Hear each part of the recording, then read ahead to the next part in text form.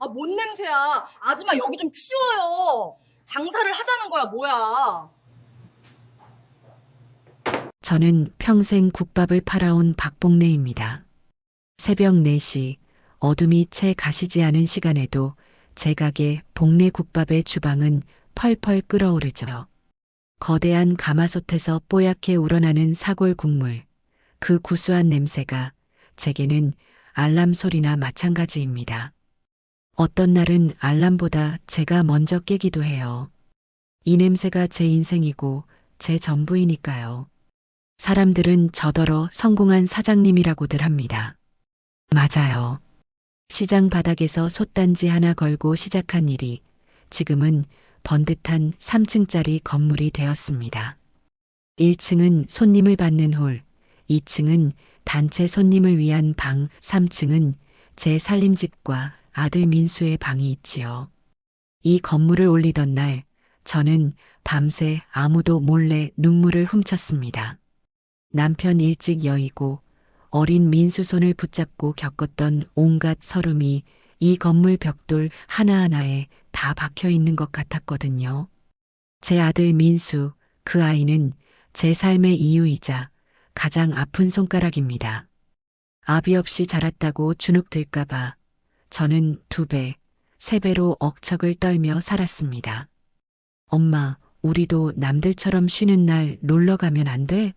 어린 민수가 물었을 때 저는 끓어넘치는 솥을 닦으며 국밥 한 그릇이라도 더 팔아야 네 등록금 낸다.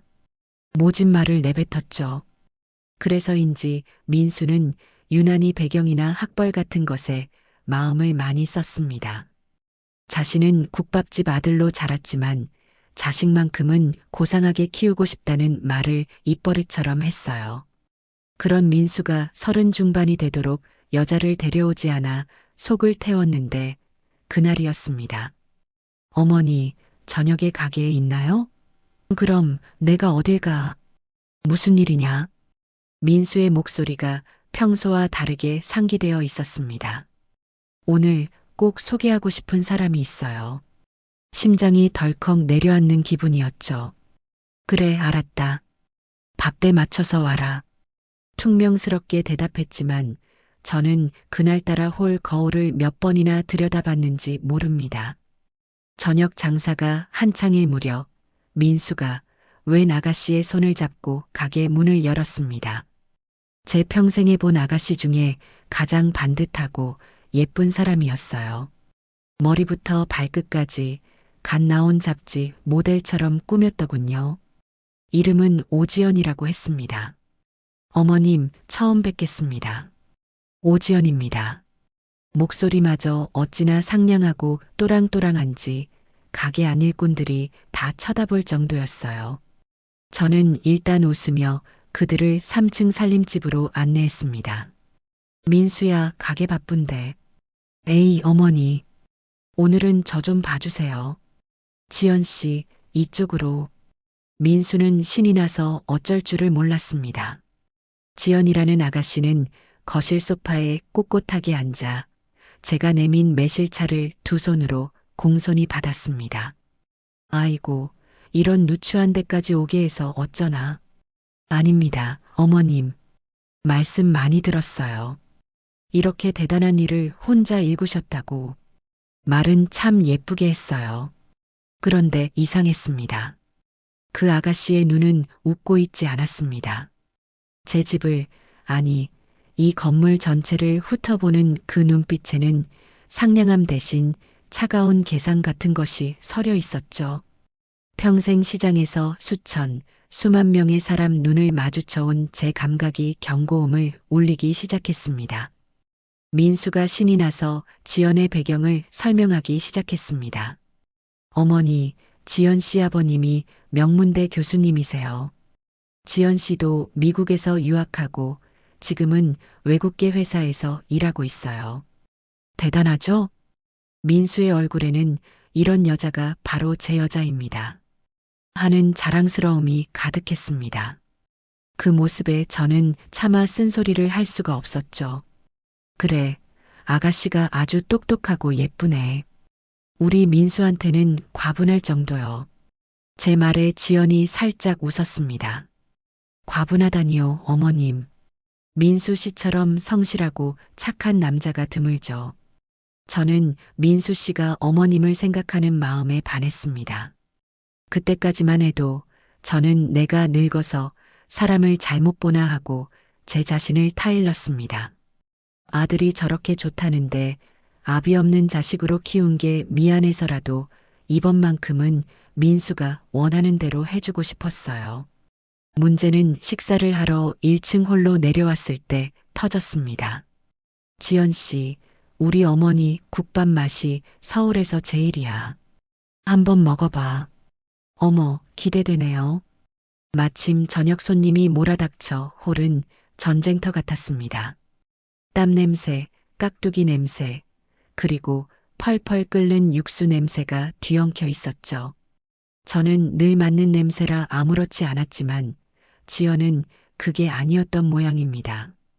자리에 앉자마자 가방에서 작은 향수병을 꺼내 손수건에 몇 방울 떨어뜨리더니 그걸로 코를 살짝 가리더군요.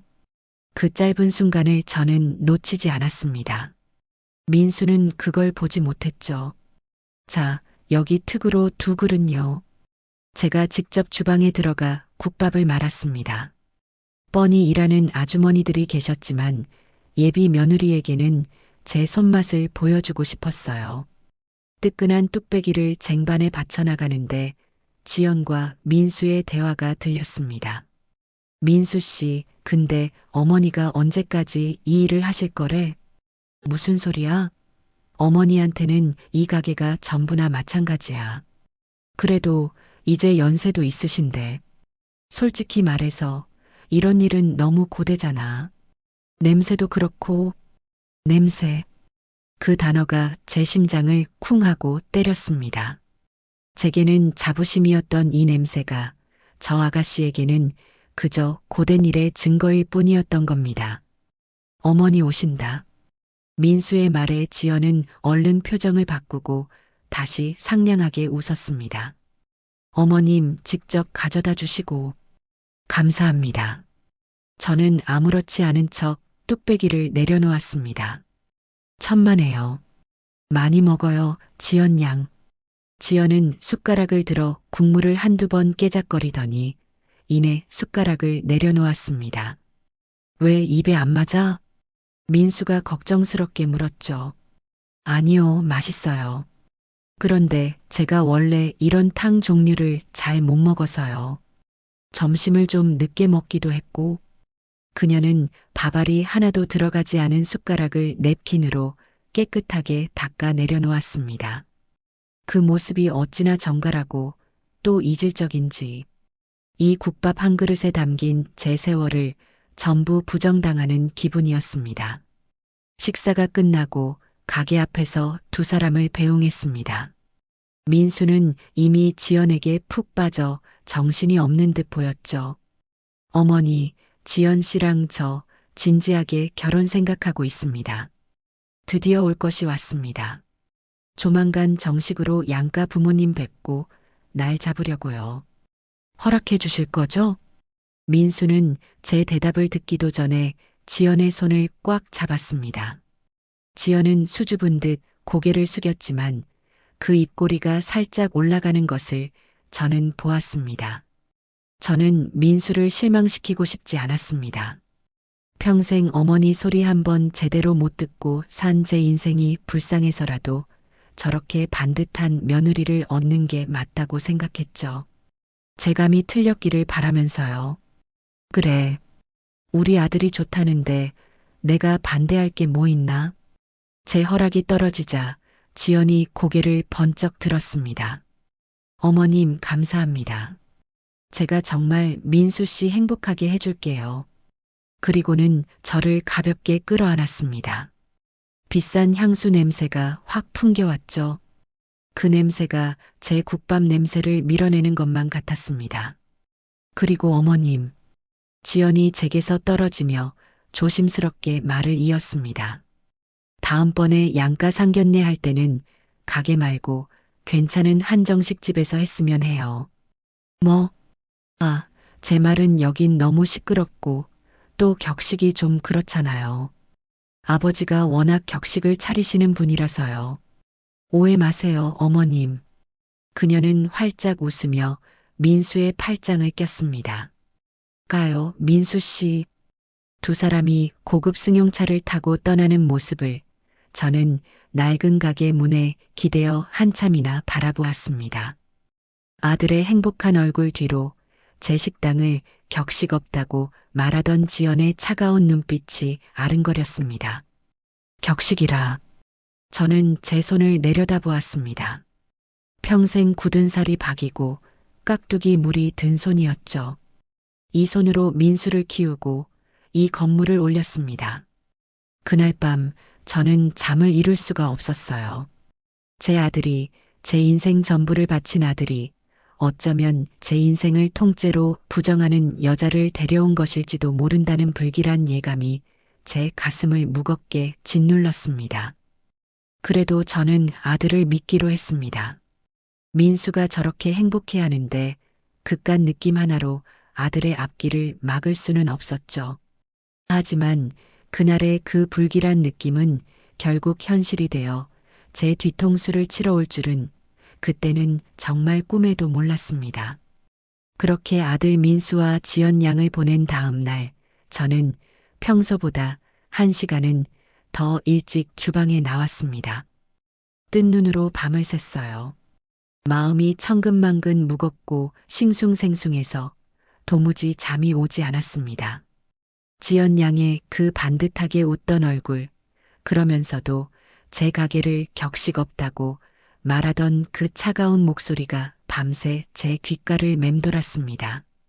아니다, 아닐 거야. 내가 늙으니 노파심이 지나친 게다. 아들이 저렇게 좋다는데 민수가 행복하면 됐지. 저는 애써 고개를 저으며 거대한 가마솥에 불을 당겼습니다. 펄펄 끓는 국물처럼 제 속도 좀 시원하게 끓어넘쳤으면 싶었죠. 그렇게 마음을 다잡으려 애쓴 지 며칠이 흘렀습니다. 민수는 상견례 날짜를 잡아야 한다며 매일 밤 지연 양을 만나고 늦게 들어왔습니다. 3층 제 살림집으로 올라오는 아들의 발소리에는 생전 처음 들어보는 흥이 실려 있었죠. 하지만 그만큼 제 얼굴을 보고 앉아 도란도란 이야기하는 시간은 사라졌습니다. 며느리가 생기기도 전에 아들을 뺏긴 기분이 이런 걸까요? 섭섭한 마음이 드는 건 어쩔 수 없었습니다. 사건은 운명의 장난처럼 그 주 금요일에 터지고야 말았습니다. 점심 장사를 앞두고 산더미처럼 쌓인 물을 앞에 두고 깍두기를 버무리려던 참이었습니다. 가게 전화벨이 그야말로 불이 난 것처럼 요란하게 울렸습니다. 복내 국밥입니다. 사장님, 저 김 실장인데요. 수화기 너머로 들려오는 목소리는 제 오른팔 15년을 저와 함께 이 가게를 지켜온 김 실장이었습니다. 그런데 목소리가 꽉 잠겨서 제대로 나오질 않았습니다. 무슨 일이야, 김 실장? 아침부터 목소리가 왜 그래? 감기 걸렸어? 사장님, 저희 어머니가. 김 실장의 목소리가 울음에 무너져 내렸습니다. 어머니가 지금 위독하다고 연락이 왔습니다. 병원에서 마음의 준비를 하라고. 제 심장이 쿵 하고 바닥으로 떨어지는 것만 같았습니다. 김 실장의 어머니가 몇 년째 편찮으시다는 건 알고 있었지만 이렇게 갑작스러울 줄은 몰랐죠. 아니, 그게 무슨 소리야. 그런 말 마. 얼른 가봐야지. 당장 가봐. 여긴 신경 쓰지 말고. 내가 어떻게든 할 테니까. 하지만 사장님, 오늘 금요일입니다. 예약 장부 보셨죠? 2층 단체 손님만 50명이에요. 제가 없으면 홀이 마비될 겁니다. 이 사람아. 제가 버럭 소리를 질렀습니다. 사람 목숨이 중에 지금 장사가 중에. 그런 걱정일랑 붙들어 매고 어서 어머님 곁으로 가. 자식 도리해야지. 가보고 무슨 일 있으면 바로 연락하고, 알았어? 사장님 감사합니다. 정말 정말 감사합니다. 전화를 끊고 나니 눈앞이 캄캄했습니다. 김 실장은 단순히 홀서빙만 하는 사람이 아니었어요. 직원들 관리부터 수백 개의 주문표를 정리하고 예약 손님을 응대하고 주방과의 소통을 조율하는 이 가게 1층 홀의 사령관이나 마찬가지였습니다. 그런 사람이 하필이면 일주일 중 가장 바쁘고 혼란스러운 금요일 점심시간에 빠지게 된 겁니다. 저는 급히 주방 식구들과 홀 서빙을 맡은 아주머니들을 전부 불러 모았습니다. 다들 들었지. 김 실장이 지금 급한 일로 병원에 갔어. 오늘 점심 우리끼리 어떻게든 버텨내야 해. 다들 얼굴이 하얗게 질리더군요. 사장님, 김 실장님 없이요? 2층 단체 손님은 어떡하고요? 50명 주문이 다 제각각인데. 주문표 정리는요? 저는 그런 거 할 줄 몰라요. 아이고, 오늘 난리 나겠네. 어떡해. 우왕좌왕, 그야말로 아수라장이었습니다. 11시 오픈까지 남은 시간은 고작 1시간. 새로 사람을 구할 시간은 당연히 없었죠. 조용히 해. 제가 평소답지 않게 버럭 소리를 질렀습니다. 가게 안이 순간 찬물을 끼얹은 듯 조용해졌죠. 내가 전쟁통에도 솥단지 하나 들고 민수 아비 없이 민수 키웠어. 고작 점심 장사 하나 못 버텨낼까봐. 이럴 때일수록 정신 똑바로 차려야지. 저는 주방장을 쳐다보았습니다. 주방장은 다른 거 신경 쓰지 말고 탁 나가는 속도만 정확히 맞춰줘요. 네, 사장님. 그런데 홀은 내가 뛴다. 네, 사장님이요? 사장님 안 됩니다. 연세도 있으신데 저 틈바구니에서 이 사람들아. 내가 이 가게에서 저 솥을 몇 년을 지켰는데 내 가게 내가 지키겠다는데 누가 말려? 저는 3층 살림집으로 올라가지 않았습니다. 대신 가게 구석에 있는 낡은 직원 탈의실로 향했죠. 그곳 벽 한쪽에는 제가 아주 오래전에 입었던 낡은 일복이 비닐에 쌓인 채 걸려 있었습니다.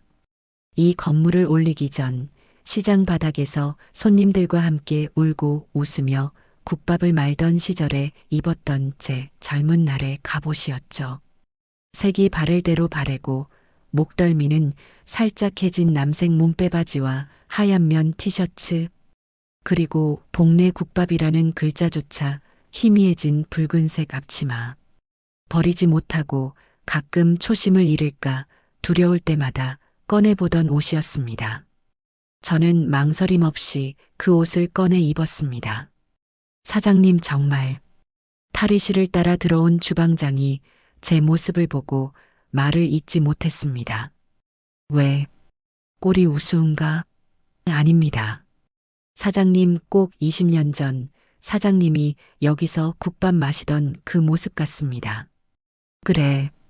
20년 전이나 지금이나 내 가게는 내가 지켜야지. 가서 솥이나 잘 봐요. 저는 머리를 질끈 동여매고 위생모를 깊게 눌렀었습니다. 요즘은 다들 모자를 쓰니까 이게 더 자연스러울 테죠. 그리고 얼굴을 가리기 위해 마스크까지 착용했습니다. 이 정도면 저를 복내 국밥 박사장이라고 알아보는 단골 손님은 없을 겁니다. 그저 오늘따라 유난히 손이 빠른 새로운 서빙 아줌마 정도로 보이겠죠. 그때 묘한 생각이 제 머리를 스치고 지나갔습니다. 그래, 지연 양이 말한 그 격식 없는 가게. 그 수준 낮은 직원. 그 아가씨가 제 가게에 무엇을 그리 얕잡아 보았는지 이 가장 낮은 차림으로 직접 확인해 보고 싶다는 오기가 생겼습니다. 어쩌면 제 늙은이 노파심이 맞는지 아니면 평생 수만 명의 사람을 상대해 온 제 감이 맞는지 이번 기회에 똑똑히 알아야 했습니다. 그때 마침 앞치마 주머니에 넣어둔 휴대전화가 요란하게 울렸습니다. 화면에 뜬 이름은 내 아들 민수였습니다. 어머니, 오늘 저녁에 지연 씨랑 같이 식사하려고 하는데 가게 문 좀 일찍 닫으실 수 있어요? 상견례 날짜도 잡고, 그리고 지연 씨가 어머님 선물도 샀대요. 민수의 한껏 들뜬 목소리가 수화기 너머로 생생하게 들려왔습니다. 민수야. 제 목소리가 너무 낮게 가라앉아 있었는지 민수가 놀란 듯 되물었습니다. 네, 어머니. 무슨 일 있으세요? 목소리가 왜 그러세요? 아니다. 오늘은 안 되겠다. 내가 오늘 주방에서 새로 개발할 메뉴가 있어서 아마 밤늦게까지 바쁠 것 같아. 에이, 어머니도 무슨 신메뉴를 또 개발하세요. 지금도 장사 잘 되는데. 그럼 지연 씨랑 인사만 드리고 가게에서 저녁 먹으면 안 돼요? 안 된다. 저도 모르게 날카로운 소리가 나갔습니다. 어머니? 아니. 내 말은 주방에 불 쓰고 기름 튀고 해서 정신 사납다. 너는 지연 양이랑 좋은 데 가서 맛있는 거 먹어. 오늘은 가게 쪽으로는 얼씬도 하지 마라. 일하는데 방해된다. 절대 오지 마. 아주 단호하게 말했습니다. 정말 어머니는 못 말린다니까.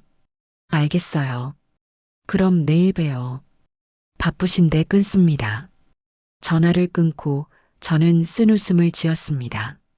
그래, 네가 격식 있다고 생각하는 그 아가씨랑 좋은 시간 보내라, 아들아. 저는 앞치마 끈을 다시 한번 질끈 동여맸습니다. 11시 30분 가게 문이 열리고 손님들이 굶주린 짐승들처럼 밀려 들어오기 시작했습니다. 사장님, 아니, 이모님, 준비됐죠? 100번이라도 준비됐다. 가자. 저는 쟁반을 높이 치켜들고 20년 전 제 젊은 날이 그랬던 것처럼 지옥불 같은 홀 한복판으로 뛰어들었습니다. 그야말로 지옥이었습니다. 김 실장의 빈자리는 제가 상상했던 것보다 아주 훨씬 더 컸습니다. 평소에는 김 실장의 3번 탁 나가요. 5번 깍두기 추가 하는 지휘 아래 일사불란하게 움직이던 직원들이 구심점을 잃자 그야말로 허둥대기 시작했죠. 이모님, 3번 테이블 주문이 안 들어갔어요. 저기요, 깍두기 좀 더 주세요. 몇 번을 불렀는데. 2층 단체 손님들 음료는 누가 올리는 거야? 주방장님, 아줌마, 우리 건 언제 나와요? 우리보다 늦게 온 사람이 먼저 먹잖아. 가게 안은 순식간에 손님들의 고함 소리와 직원들의 다급한 발소리, 뚝배기 부딪히는 소리, 그리고 제 심장 소리로 뒤엉켰습니다. 저는 쟁반에 국밥 4그릇을 아슬아슬하게 받쳐들고 사람들 사이를 고개하듯 빠져나갔습니다. 특국밥 2개, 보통 2개 나왔습니다. 좀 비켜요. 네, 금방 갑니다. 죄송합니다. 위생모와 마스크로 얼굴을 가렸지만 등줄기에서는 땀이 비 오듯 흘러내렸습니다. 내가 이걸 어떻게 했었나? 20년의 세월이 야속하게 느껴졌죠. 그때는 이보다 더한 일도 거뜬히 해냈는데 고작 1시간 만에 다리가 후들거리고 숨이 턱까지 차올랐습니다. 여기요. 여기 물 좀 줘요. 네, 손님. 금방. 제가 급히 물주전자를 들고 테이블로 향하는데 바닥에 떨어진 숟가락을 미처 보지 못했습니다. 발에 무언가가 걸렸고 저는 중심을 잃고 휘청했습니다. 어머, 제 손에 들려있던 쟁반 위의 물주전자가 공중으로 날아올랐고 쨍그랑, 쿵, 요란한 소리와 함께 바닥으로 떨어졌습니다. 물이 사방으로 튀고 제 낡은 일복 바지가 흠뻑 젖어버렸죠. 홀 안의 모든 시선이 그 시끄럽던 소리가 순간 멈추고 제게로 쏠렸습니다. 아이고, 저 아줌마 칠칠 맞기는. 새로 왔나 봐. 아주 서툴러 죽겠네. 오늘 왜 이래, 이 가게. 사장님은 어디 가시고 저런 사람을. 손님들의 수군거리는 소리가 제 뺨을 때리는 것보다 더 아프게 들려왔습니다. 박복래 고작 이 정도에 무너질 거냐. 저는 이를 악물고 깨진 주전자 조각을 주워 담기 위해 바닥에 주저앉았습니다. 바로 그때였습니다. 딸랑. 가게 문에 달린 풍경이 맑은 소리를 냈습니다. 어머, 웬일이야. 사람 많은 것 좀 봐. 완전 시장통이네, 정말. 그러게. 민수 씨가 여기 서울에서 제일 맛있는 맛집이라고 하더니 진짜인가 봐. 너무나도 익숙하고 또 지금 이 순간 가장 듣고 싶지 않았던 목소리. 저는 젖은 바닥에 주저앉은 채로 천천히 고개를 들었습니다. 지난번과는 비교도 안 되게 화려한 머리부터 발끝까지 값비싼 옷으로 치장한 오지연. 그리고 그 옆에는 지연 못지않게 한껏 꾸민 친구로 보이는 젊은 여자가 서 있었습니다. 두 사람은 이 혼란스러운 국밥집 풍경과는 전혀 어울리지 않는 마치 백화점 1층에서 막 튀어나온 마네킹들처럼 보였죠. 지연은 자리가 날 때까지 기다릴 생각이 전혀 없는 듯 매의 눈으로 두리번거리다가 마침 식사를 마치고 일어서는 테이블을 발견했습니다. 그리고는 망설임 없이 그쪽으로 걸어갔죠. 여기요. 손님이 채 일어나기도 전에 지연이 그 자리를 찜하듯 가방을 내려놓았습니다. 여기 좀 치워줘요. 손가락으로 툭툭 아직 빈 뚝배기와 뼈다귀가 그대로 남아있는 테이블을 가리켰습니다. 저는 깨진 조각을 담은 쓰레받기를 든 채 멍하니 그 모습을 바라보았습니다. 저기요. 못 들었어요? 거기 젖은 바닥에 앉아있는 아줌마. 지연이 저를 발견했습니다. 아니, 정확히는 바닥에 주저앉아 젖은 행주를 들고 있는 웬 늙고 허름한 직원을 발견한 거겠죠. 그녀의 눈에는 그 어떤 동정이나 연민도 없었습니다. 오로지 왜 이렇게 일 처리가 느려하는 짜증과 참 꼴사납네하는 경멸만이 가득 담겨 있었죠. 저는 며칠 전 제 앞에서 수줍게 웃던 그 상냥하고 반듯했던 예비 며느리 오지연이 맞는지 제 눈을 의심했습니다. 이모님 뭐해요? 얼른 치워드려요. 손님 기다리시잖아요. 주방에서 막 나온 직원이 제 팔을 잡아 끌었습니다. 저는 그제야 정신을 차리고 일어났죠. 죄송합니다. 금방 치워드리겠습니다. 저는 쓰레받기를 내려놓고 빈 그릇을 담는 통을 들고 지연이 앉으려는 8번 테이블로 향했습니다. 아, 진짜. 냄새. 제가 가까이 다가서자 지연이 코를 막으며 중얼거리는 소리를 저는 분명히 들었습니다. 땀 냄새와 음식물 냄새가 뒤섞인 잭에서 나는 냄새일 테죠. 지연아, 정말 여기가 민수 씨 어머니 가게라고? 어머님이 이런 데서 일하셔? 친구가 조심스럽게 하지만 저 다 들으라는 듯이 말했습니다. 일은 무슨 사장이겠지. 근데 꼴 좀 봐. 관리를 전혀 안 하니까 이 모양이지. 직원들 수준이 저러니 완전 시장통이잖아. 지연은 제가 바로 옆에서 그릇을 치우고 있는데도 아랑곳하지 않았습니다. 내 가게를 시장통이라. 저는 묵묵히 테이블 위를 치웠습니다. 뼈다귀가 쌓인 접시, 국물이 남은 뚝배기, 깍두기 국물이 튄 테이블. 저기요. 지연이 저를 불렀습니다. 네, 손님. 테이블 닦을 때 그 행주로 그냥 닦지 마요. 더러우니까. 저는 이 가게를 연이래로 매일 아침 삶아서 소독한 행주만 써왔습니다. 저기 물티슈 있죠? 그걸로 닦아줘요. 아, 그리고 물은 이 물통 말고 생수로 갖다 줘요. 이거 깨끗한 거 맞아요? 저는 대답 대신 젖은 행주를 쥔 손에 힘을 꽉 주었습니다. 참아라, 박복래. 저 아이는 지금 너를 못 알아보고 있다. 그냥 진상 손님일 뿐이다. 네, 알겠습니다.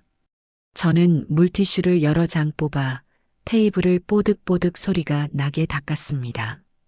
그리고 일부러 가장 깨끗한 새 물통에 물을 담아 가져다 주었죠.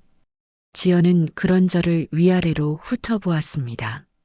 모자를 깊게 눌러 쓴 데다 마스크까지 하고 있으니 제 얼굴을 제대로 볼 리가 없었죠. 그녀의 눈에 비친 저는 그저 땀에 절어 낡아빠진 옷을 입고 있는 격식 없는 가게의 수준 낮은 직원일 뿐이었습니다. 친구야, 뭐 먹을래? 여기 특국밥이 유명하대. 난 그냥 너랑 같은 거. 근데 나 이런 거 잘 못 먹는데. 그럼 여기 특국밥 2개 주세요. 아, 그리고 밥은 반만 주시고요. 저는 주문을 받기 위해 다가갔습니다. 특국밥 2그릇, 밥은 반만. 맞으십니까? 네. 그리고 깍두기 말고 배추김치로만 주세요. 깍두기 저기 담가 놓은 거 좀 별로네요. 위생적으로 보이지 않아서요. 제 평생의 자부심인 깍두기였습니다. 매일 아침 제가 직접 국내산 배추와 물을 골라 담그는 이 가게의 상징과도 같은 깍두기였죠. 손님, 그 깍두기는, 아, 됐고요. 그냥 배추김치만 달라고요. 말 많으시네. 지연은 제 말을 칼같이 잘랐습니다. 그리고는 제가 돌아서려 하자마자 친구를 향해 보란 듯이 말했습니다. 민수 씨 어머니가 가게 관리를 전혀 안 하나 봐. 내가 결혼하면 이런 것부터 싹 다 뜯어 고쳐야겠어. 친구의 눈이 동그래졌습니다. 너가 어떻게? 시어머니신데. 어떻게 하긴.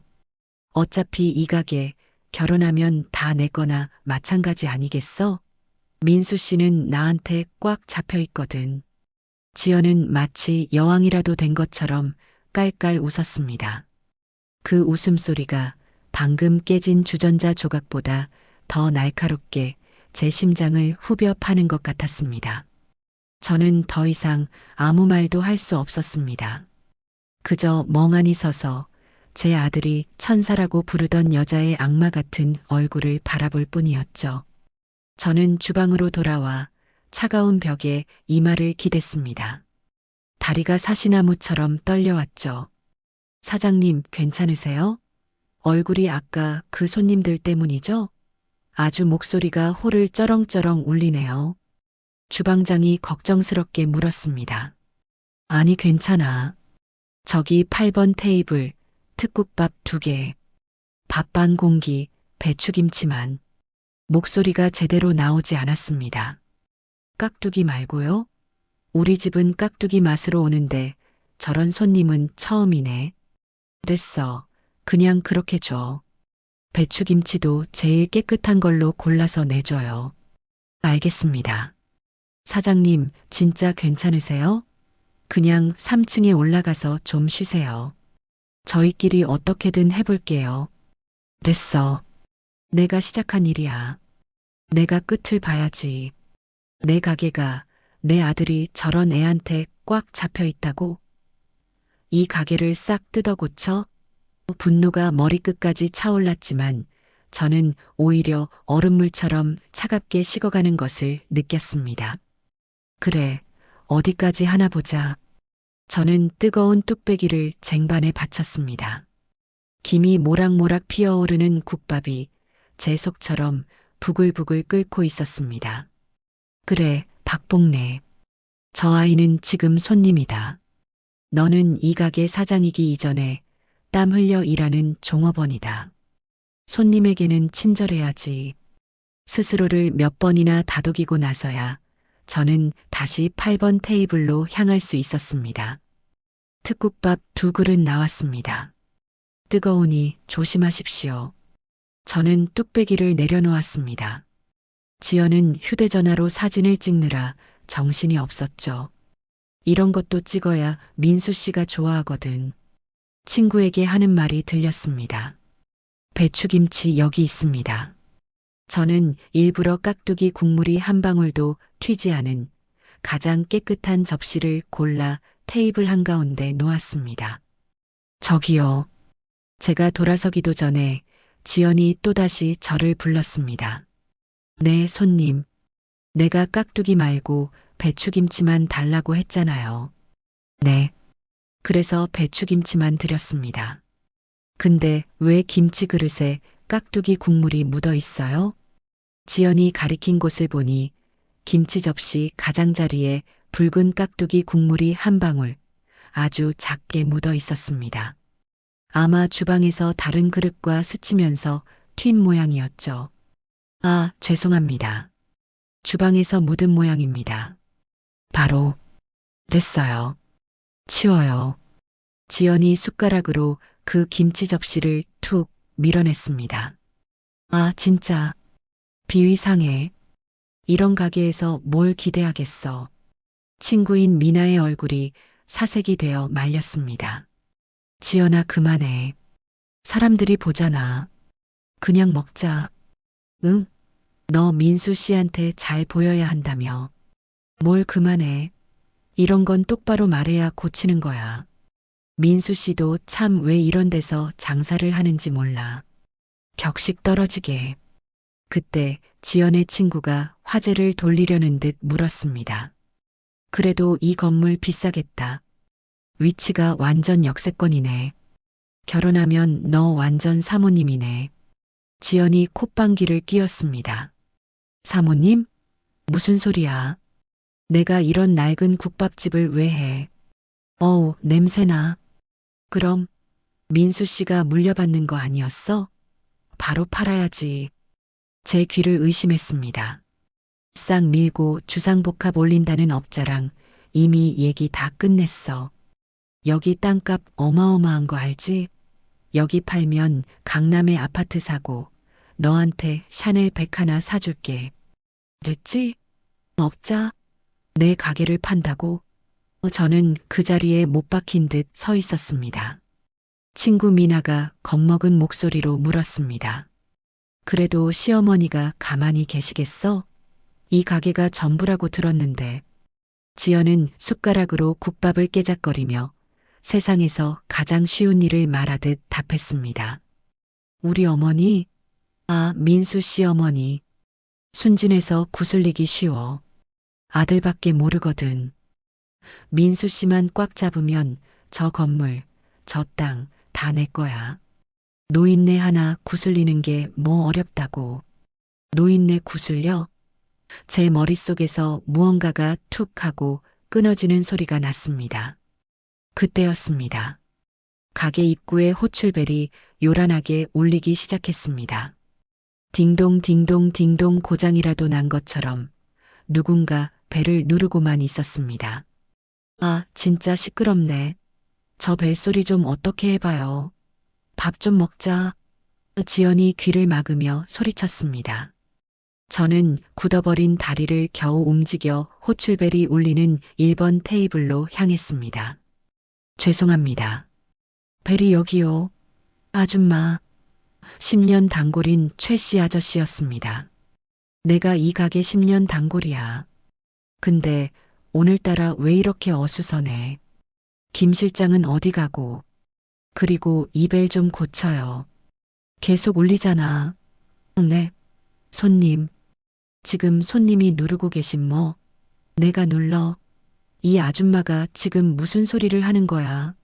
알고 보니 최 씨 아저씨 테이블 밑에 떨어진 숟가락을 주우려다 어린 손자가 호출벨을 발로 계속 밟고 있었던 겁니다. 아이고, 죄송합니다.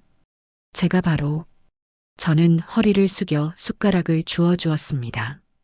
그 순간 8번 테이블에서 다시 지연의 목소리가 들려왔습니다. 아, 진짜. 짜증나. 벨소리에 애우는 소리에. 밥이 코로 들어가는지 입으로 들어가는지. 바로 그때였습니다. 지연이 들고 있던 물컵을 제 쪽으로 실수인 척 엎어버린 겁니다. 어머. 차가운 물이 바닥을 닦으려 허리를 숙인 제 등 위로 고스란히 쏟아졌습니다. 가게 안의 모든 소리가 순간 멈췄습니다. 물에 젖은 낡은 티셔츠가 축축하게 제 등에 달라붙었습니다. 10월 말의 쌀쌀한 날씨에 찬물이 뼛속까지 스며드는 것 같았죠. 어머, 어떡해. 미안해요. 지연이 입을 가리며 말했습니다. 하지만 그 눈은 전혀 미안해하고 있지 않았죠. 손이 미끄러졌네. 친구인 미나의 얼굴이 하얗게 질렸습니다. 지연아, 너 왜 그래? 실수라니까. 지연은 뻔뻔하게 어깨를 으쓱했습니다. 저는 천천히, 아주 천천히 일어섰습니다. 등에서 흘러내린 물이 바지까지 적시고 있었죠. 괜찮습니다. 손님, 제 목소리가 얼음장처럼 차갑게 갈라져 나왔습니다. 제가 치우겠습니다. 저는 8번 테이블로 돌아가 아무 말 없이 걸레를 들었습니다. 지연은 그런 저를 보며 오히려 자기가 피해자라는 듯한 표정을 지었습니다. 저기요, 아줌마. 사람 말을 무시해요? 옷 버린 건 어떡할 건데요? 네, 제가 잘못 들었나 싶어 고개를 들었습니다. 아니, 지금 아줌마 때문에 물 쏟아져서 내 치마에 다 튀었잖아요. 이거 얼마짜리인 줄 알아요? 지연이 가리킨 곳을 보니 그녀의 화려한 원피스 끝자락에 물이 몇 방울 튀어 있었습니다. 기가 막혀서 말이 나오지 않았습니다. 손님이 쏟으신 물 아닙니까? 뭐라고요? 지금 나한테 책임을 떠넘기는 거요? 지연이 자리에서 벌떡 일어났습니다. 너가 아까 1번 테이블에서 시끄럽게 어물쩡거리니까 내가 놀라서 물컵을 놓친 거잖아. 그럼 너가 책임져야지. 이봐요. 여기 사장 나오라 그래요. 내가 이딴 대접받으려고 여기 온 줄 알아? 민수 씨한테 다 이를 거야. 민수 씨한테 다 이를 거야. 그 말이 제 가슴에 마지막 불을 질렀습니다. 저는 젖은 걸레를 쥔 손을 내려다보았습니다. 그리고 결심했습니다. 그래, 네가 그렇게 원하니 사장을 불러주마. 손님, 왜? 이제 사장 부르러 가게? 늦었어. 이 가게 사장, 접니다. 저는 흠뻑 젖은 제 가슴팍을 가리키며 말했습니다. 그리고 손님이 그렇게 찾는 민수, 제 아들입니다. 저는 마스크를 벗어내렸습니다. 그리고 땀에 젖어 얼굴에 달라붙은 위생모를 벗어던졌습니다. 순간 8번 테이블뿐만 아니라 가게 전체가 얼어붙었습니다. 지연의 눈이 제가 평생 본 것 중에 가장 크게 뜨였습니다. 그녀의 얼굴에서 핏기가 가시는 것이 마치 영화의 한 장면처럼 천천히 보였습니다. 어머님. 지연 양의 목소리는 모기 소리만 하게 기어 들어갔습니다. 그토록 당당하고 쩌렁쩌렁하던 기세는 온데간데 없었죠. 방금 전까지 제게 너라고 부르며 제 인생이 담긴 가게를 시장통이라 칭하고 제 아들을 꽉 잡았다고 말하던 그 아가씨가 맞나 싶었습니다. 가게 안은 그 시끄럽던 점심시간의 홀은 마치 누군가 시간을 멈춰버린 것처럼 정적에 휩싸였습니다. 펄펄 끓던 뚝배기 속 국물 소리만이 유일한 소음이었죠. 1번 테이블의 최 씨 아저씨도 2층에서 막 내려오려던 단체 손님도 젖은 걸레를 든 저와 하얗게 질린 지연 양을 번갈아 쳐다보고 있었습니다. 가게 안의 모든 사람들이 숨을 죽이고 이 기묘한 연극의 다음 장면을 기다리는 듯 했습니다. 뭐예요? 어머님, 이게 무슨 장난이세요? 지연 양이 애써 입꼬리를 올려 웃어 보였습니다. 하지만 그 입꼬리는 경련이라도 일어난 듯 파르르 떨리고 있었죠. 제 생각에 저를 지금 이 가게 사장이라고는 꿈에도 생각 못했던 모양입니다. 저를 그저 낡은 옷을 입은 무시해도 좋은 식당 종업원쯤으로 여겼겠죠. 장난이요? 저는 젖은 앞치마를 풀지도 않은 채 한 걸음 그 아이에게 다가갔습니다. 찬물에 젖은 등이 으슬으슬 떨려왔지만 그보다 더한 불길이 제 속에서 치솟고 있었습니다. 그 불길은 분노이기도 했고 서러움이기도 했습니다. 장난은 지연 양이 나한테 친 거 아닙니까? 네, 저는 어머님이 이런 차림으로 계실 줄은 이런 차림이면 내가 박복내가 아닌가.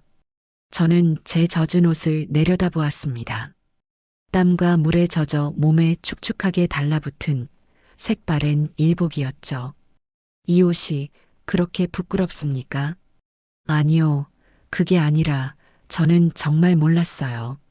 어머님, 오해예요, 정말. 지연 양이 제게 다가오려는 듯 손을 뻗었습니다. 저는 그 손을 차갑게 뿌리쳤습니다. 제 몸에 닿는 것조차 불쾌했습니다. 오해라. 그럼 내가 들은 것도 다 오해인가? 네. 저는 8번 테이블을 지연 양이 앉아있던 그 자리를 턱으로 가리켰습니다. 거기 앉아서 이 가게 수준이 이렇다고 했던 말. 그것도 오해인가요? 그건 지연 양의 눈이 흔들렸습니다. 내 깍두기를 보고 위생적이지 않다고 했던 말. 그것도 오해고요. 어머님, 제 말은 이 가게를 다 뜯어 고쳐야겠다. 어차피 결혼하면 다 내 거니까. 노인네 하나 구슬리는 건 일도 아니라고. 제 목소리는 낮고 차분했지만 한 글자 한 글자가 얼음송곳처럼 홀 안에 울려 퍼졌습니다. 가게 안의 모든 손님들이 제 말을 듣고 있었습니다. 그것도 내가 잘못 들은 오해입니까? 지연 양. 지연 양의 얼굴이 하얀색을 넘어 이제는 퍼렇게 질리기 시작했습니다. 어머님. 그건 제가 친구한테 그냥 농담으로. 농담? 제 목소리가 저도 모르게 높아졌습니다. 내 평생이 담긴 이 가게를 팔아치우고 강남에 아파트를 사겠다는 말이, 노인네 구슬린다는 말이 농담으로 할 소리요? 지연 양은 입술만 달싹일 뿐 대답을 못했습니다. 물은 왜 쏟았어요? 네. 아까 일부러 내 등에 쏟은 그 물 말입니다. 지연 양이 기겁하며 뒷걸음질 쳤습니다. 아니에요. 그건 정말 실수. 실수. 그래요. 하지만 그 뒤에 내 치마에 물이 튀었다며 내게 책임을 떠넘긴 건 그것도 실수인가? 지연 양은 아무 말도 하지 못했습니다. 너가 아까 1번 테이블에서 시끄럽게 어물쩡거리니까 내가 놀라서 물컵을 놓친 거잖아. 그럼 너가 책임져야지. 저는 지연 양이 불과 몇 분 전에 제게 내뱉었던 말을 토씨 하나 틀리지 않고 그대로 돌려주었습니다. 이 말이 지금 기억이 안 납니까? 지연 양은 이제 완전히 궁지에 몰렸습니다. 그토록 교양 있는 척, 상냥한 척하던 가면이 산산조각 난 얼굴이었죠. 그때 옆에서 같이 질려있던 지연 양의 친구, 미나라는 아가씨가 불쌍할 정도로 떨기 시작했습니다. 저기 사장님, 그러니까 지연이가 오늘 좀 기분이 안 좋은 일이 있어서. 저는 그 친구에게로 시선을 돌렸습니다. 아가씨. 네. 아가씨도 똑같이 들었죠.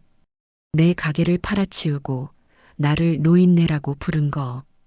미나 양은 금방이라도 울음을 터뜨릴 것 같은 얼굴로 지연 양을 힐끗 쳐다보았습니다. 지연 양이 너 말하지 말라는 듯이 눈을 부릅뜨고 있었죠. 저는 그냥 따라온. 들었냐고 물었습니다. 제 단호한 물음에 미나 양은 결국 고개를 끄덕일 수밖에 없었습니다. 네, 들었어요. 죄송합니다, 사장님. 지연아. 미나 양이 지연 양의 팔을 붙잡고 흔들었습니다. 너 어떡해. 빨리 사과드려. 너 정말 미쳤어? 어떻게 그런 말을. 닥쳐. 지연 양이 미나 양의 손을 거칠게 뿌리쳤습니다. 닥치라고. 너가 뭔데 끼어들어. 그리고는 저를 노려보았습니다. 네, 그렇습니다.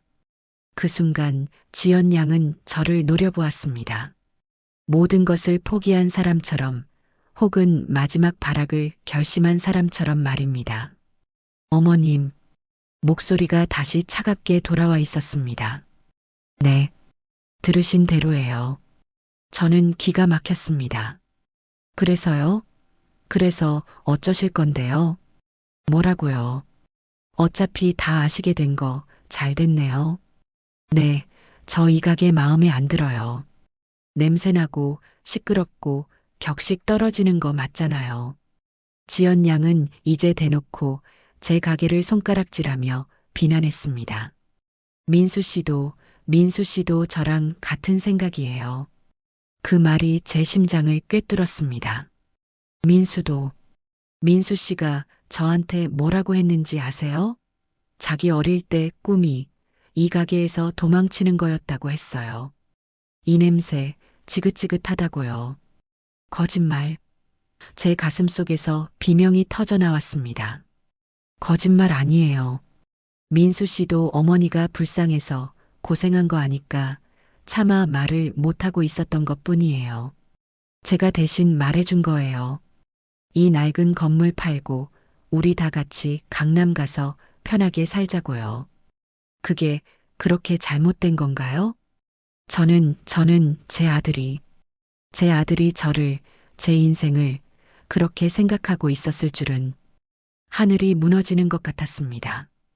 다리에 힘이 풀려 그 자리에 주저앉을 것만 같았죠. 사장님, 그때 1번 테이블의 10년 단골 최 씨 아저씨가 자리에서 벌떡 일어났습니다. 사장님, 저런 말도 안 되는 소리에 흔들리시면 안 됩니다. 맞아요, 사장님. 여기저기서 단골 손님들의 목소리가 터져 나왔습니다. 우리가 이 집 국밥을 몇 년을 먹었는데 저 아가씨가 뭘 안다고 저런 망발을. 주방에서도 주방장과 직원들이 놀라서 뛰쳐나왔습니다. 사장님, 괜찮으세요? 저 아가씨가 지금 무슨 소리를 하는 거야?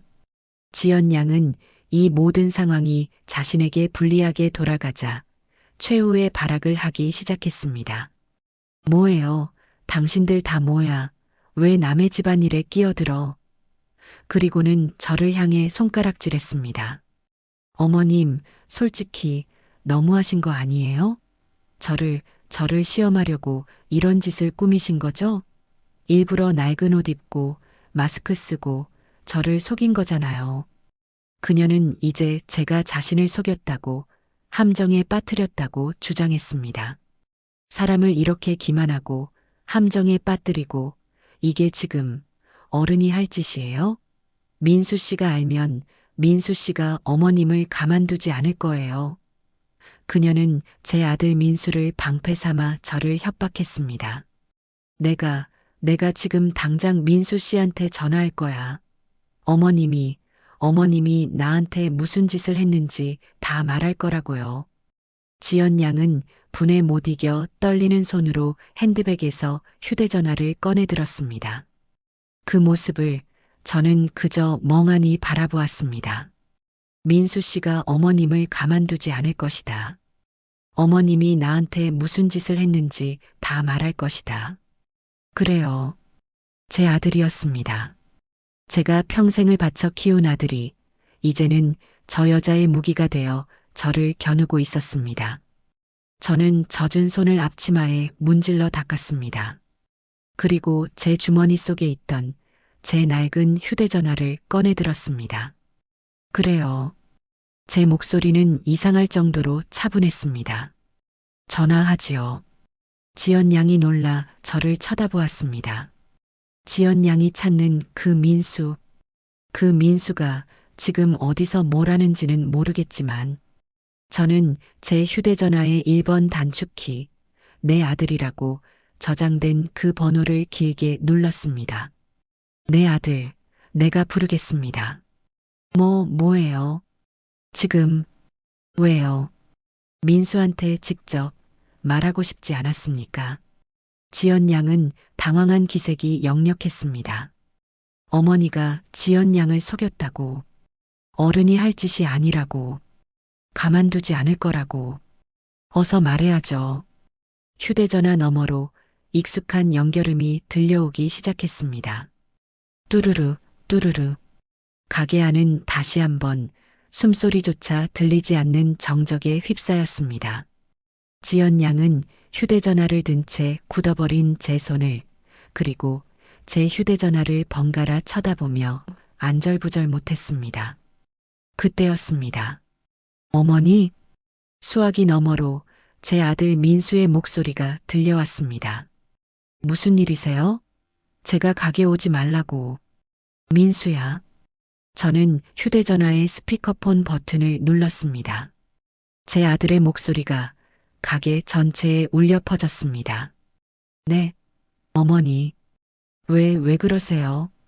목소리가 바뀌에요? 민수야. 저는 제 아들의 이름을 다시 한번 불렀습니다. 지금 당장 가게로 좀 와야겠다. 네, 가게 무슨 일 있어요? 제가 가지 말라고 하셨잖아요. 저 지금 지연 씨 만나러. 지연 양. 제 말에 지연 양이 움찔했습니다. 여기 와 있다.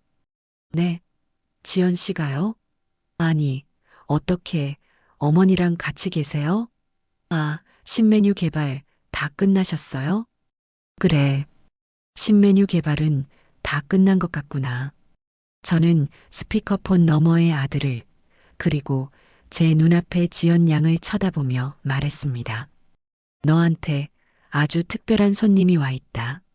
제 목소리에는 어떤 감정도 실려 있지 않았습니다. 그러니 당장 내려오너라, 아들아. 1층 홀로. 전화가 끊기자마자 지연 양이 당황한 목소리로 물었습니다. 뭐예요? 어머님, 지금 뭐 하시는 거예요? 뭘 하긴요? 지연 양이 원하는 대로 해주는 거지. 민수 불러야 한다면서요. 아니, 그게 그렇게 지금 이런 식으로. 지연 양의 눈동자가 불안하게 흔들리기 시작했습니다. 지연아, 너 어떡해? 민수 씨 오면. 옆에 있던 미나 양이 울먹였습니다. 닥치라고 했지. 지연 양이 다시 한번 친구에게 신경질을 냈습니다. 어머님, 저기 이건 정말 오해예요. 아시잖아요. 제가 민수 씨를 얼마나 사랑하는지. 저는 그냥 민수 씨가 너무 고생하는 것 같아서 조금이라도 편하게 해주고 싶어서. 지연 양이 순식간에 눈물을 글썽이며 제게 다가왔습니다. 제가 말이 좀 심했어요. 죄송해요, 어머님. 네, 제가 다 잘못했어요. 그러니까 민수 씨 오기 전에 우리끼리 뭐요? 우리끼리 노인네를 구슬려 볼까요? 지연 양의 얼굴에서 눈물이 쏙 들어갔습니다. 저는 젖은 걸레를 들고 아까 지연 양이 엎지른 물웅덩이로 다가갔습니다. 그리고 묵묵히 바닥을 닦기 시작했죠. 어머님, 시끄럽습니다. 제가 무릎을 꿇고 바닥을 닦자 지연 양이 어쩔 줄 몰라 하며 제 주위를 맴돌았습니다. 지금 뭐 하시는 거예요? 일어나세요, 어머님. 사람들이 보잖아요. 사람들 보라고 하는 겁니다. 네, 내 아들이 똑똑히 보라고 하는 겁니다. 자기가 천사라고 부르던 여자가 자기 어머니에게 무슨 짓을 했는지. 저는 젖은 바닥을 닦고 깨진 주전자 조각을 쓸어 담았습니다. 아까는 후들거렸던 다리가 지금은 이상하게도 힘이 넘쳤습니다. 분노 때문일까요? 아니요, 분노라기보다는 서러움이었습니다. 내 아들 민수가 저런 여자의 말에 넘어가 저를, 제 인생을 부끄러워했다는 그 사실이 제 가슴을 천조각, 만조각으로 찢어놓는 것 같았습니다. 민수야, 너는 정말. 그때였습니다. 어머니, 가게 문이 거칠게 열리며 민수가 헐레벌떡 뛰어들어왔습니다. 어머니, 무슨 일이세요? 전화는 왜요? 민수는 홀 한복판에 멈춰 섰습니다. 그의 눈에 비친 광경은 가히 충격적이었을 겁니다. 첫째로 낡고 흠뻑 젖은 일복을 입고 머리가 헝클어진 채 바닥에 앉아 있는 저. 둘째로 그런 제 앞에서 사색이 되어 어쩔 줄 몰라 하는 완벽하게 차려입은 자신의 약혼녀 오지연. 그리고 셋째로 이 모든 광경을 숨죽인 채 지켜보고 있는 수십 명의 손님들과 직원들. 어머니, 이게 다 무슨, 지연 씨?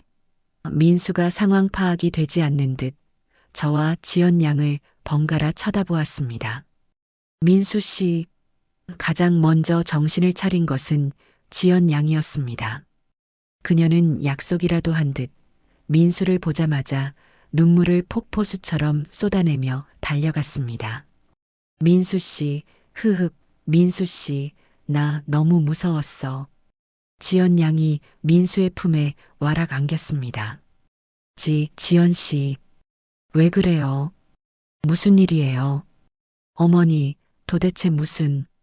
민수 씨, 어머님이 나한테 지연 양은 말을 잇지 못하고 민수의 품에 얼굴을 묻은 채 서럽게 울기 시작했습니다. 그 모습은 누가 봐도 사악한 시어머니에게 구박받은 가련한 며느리의 모습, 바로 그것이었습니다. 저는 젖은 걸레를 쥔 채 그 광경을, 그 역겨운 연극을 말없이 지켜보았습니다. 민수가 저를 쳐다보았습니다. 그 눈빛은 원망이었습니다. 어머니, 도대체 지연 씨한테 무슨 짓을 하신 거예요? 제 아들의 입에서 나온 첫 마디였습니다. 어머니가 가게에 오지 말라고 하셨잖아요. 그런데 지연 씨를 이렇게 많은 사람들 앞에서 왜? 제 아들의 입에서 나온 첫 마디는 어머니, 괜찮으세요? 가 아니었습니다. 왜 지연 씨를 울렸냐는 질책이었습니다. 헛웃음이 터져 나왔습니다. 그래요. 제가 졌습니다. 노인네 구슬리는 건 일도 아니다. 지연 양의 그 말이 100번 맞았습니다. 제 아들은 이미 저 여자의 편이었습니다. 민수 씨, 그런 게 아니야. 지연 양이 민수의 품에서 고개를 들었습니다. 어머님이 사실 오늘 홀에서 서빙을 하고 계셨어. 어머니가 서빙을? 민수가 놀라 저를 쳐다보았습니다. 응, 그런데 나는 정말 몰랐어. 어머님인 줄, 그냥 새로 오신 분인 줄 알고 내가 실수를 좀 했어. 물을 엎질렀거든. 지연 양은 철저하게 자신을 피해자로 만들었습니다. 그런데 어머님이 갑자기 나한테 내가 일부러 그랬다면서 화를 내시는 거야.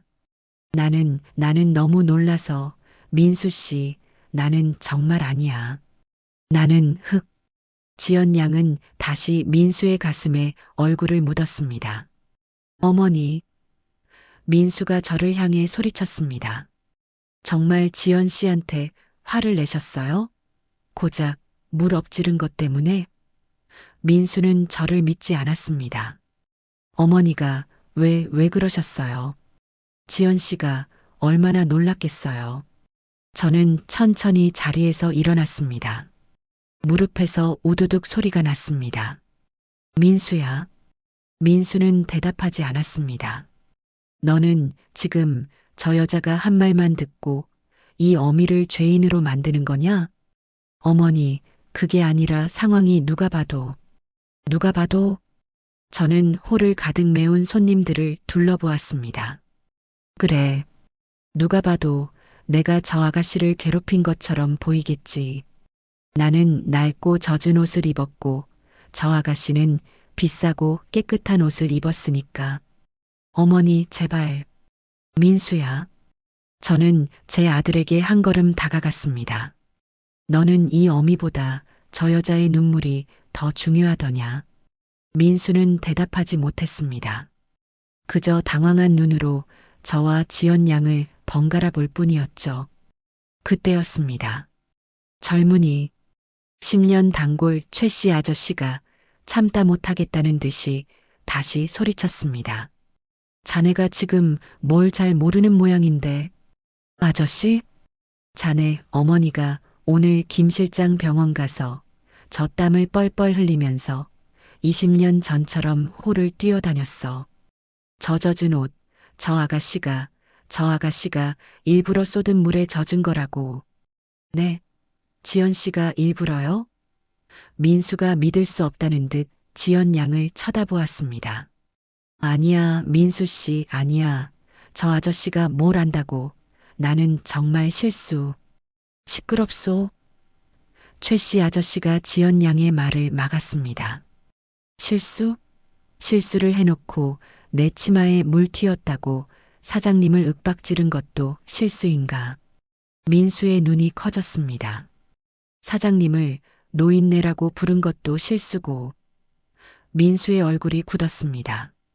이 가게를 시장통이라고 부르고 팔아치워야겠다고 말한 것도 다 실수인가. 이 아가씨야. 최 씨 아저씨의 말 한마디 한마디가 민수의 얼굴에 그대로 내리꽂혔습니다.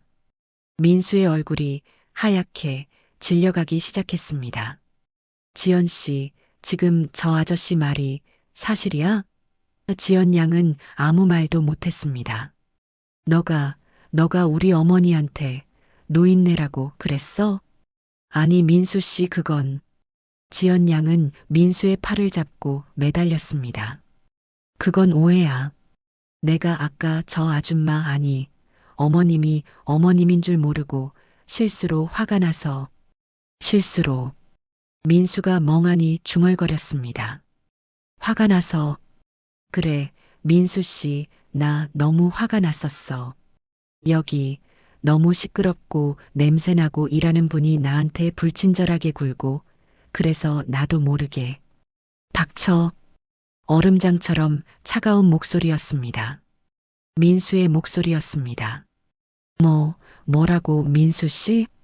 민수가 지연 양의 손을 거칠게 뿌리쳤습니다. 닥치라고 했어. 민수는 지연 양을 노려보았습니다. 너가 감히 우리 어머니한테 노인네 냄새 난다고? 민수의 눈이 제가 평생 보지 못했던 불타는 듯한 눈으로 변해 있었습니다. 민수 씨, 그게 아니라 내 말 좀 들어봐. 너는 내가 이 가게를, 이 냄새를 지긋지긋해 했다고 그렇게 말했어? 내가 너한테 이 가게를 팔고 싶다고 그렇게 말했다고? 지연 양이 그제야 자신이 무슨 말을 했는지 깨달은 듯 눈을 동그랗게 떴습니다. 민수 씨, 그건 저번에 나한테. 내가 너한테. 민수가 지연 양에게 한 걸음 다가섰습니다. 내가 너한테 뭐라고 그랬어? 지연 양은 겁에 질려 뒷걸음질 쳤습니다. 어머니가 평생 고생하셨으니까 이제는 좀 쉬게 해드리고 싶다고 그렇게 말하지 않았어? 그랬지. 근데 너는 그 말을 이 가게를 팔아치울 궁리로 들었어? 민수 씨, 너는 우리 어머니의 인생을 강남 아파트 한 채 값으로 그렇게 계산하고 있었어? 아니야, 민수 씨, 나는. 지연 양은 더 이상 아무런 변명도 하지 못했습니다. 그녀는 제 아들 민수를 너무 얕잡아 보았던 겁니다. 민수 씨, 잘못했어. 내가 정말 말이 헛나왔어. 응? 나 한 번만 용서해줘. 지연 양은 이제 그 화려한 옷차림이 무색하게 바닥에 주저앉을 기세로 민수에게 매달렸습니다. 그토록 당당하던 모습은 온데간데 없고 그저 정체가 드러난 순간처럼 비참해 보였습니다. 민수는 그런 지연 양을 아무런 표정 없이 그저 차갑게 내려다보고 있었습니다. 저는 그제야 안도의 한숨을 내쉴 수 있었습니다. 그래, 내 아들, 바보 멍청이는 아니었구나. 이 어미가 널 잘못 본 게 아니었구나.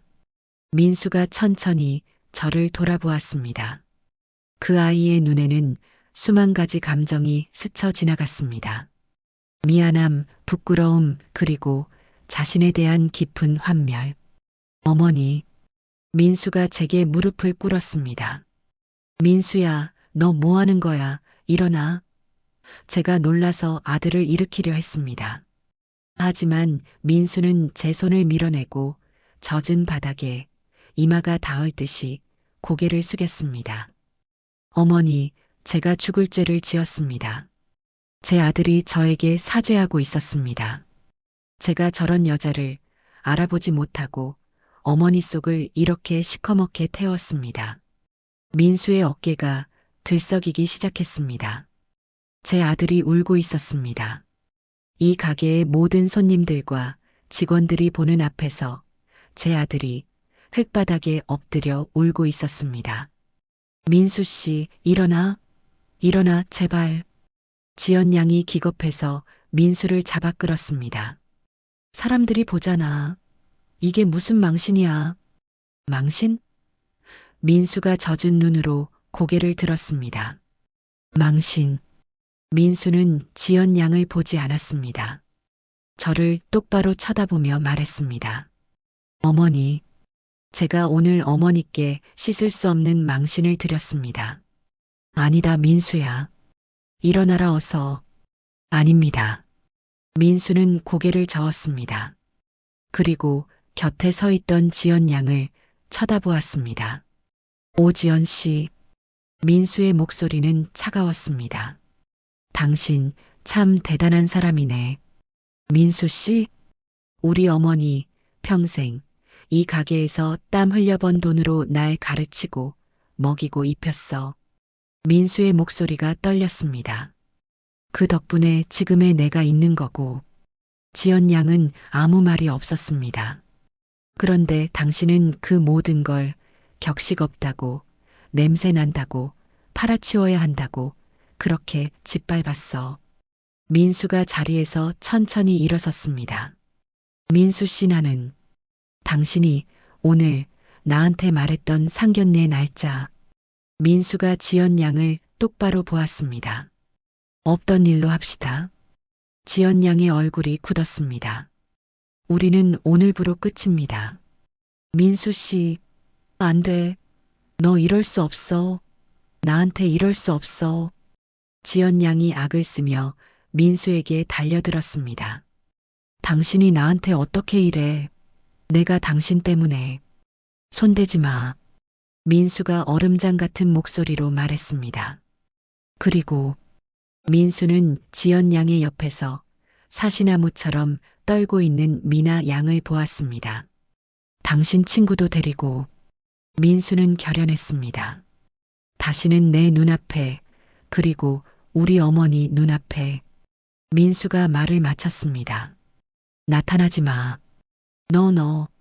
지연 양은 분에 못 이겨 온몸을 떨었습니다. 너 후회하게 될 거야. 내가 누군지 알고. 누군데요? 제가 입을 열었습니다. 지연 양 아버지가 명문대 교수님이라고 했죠?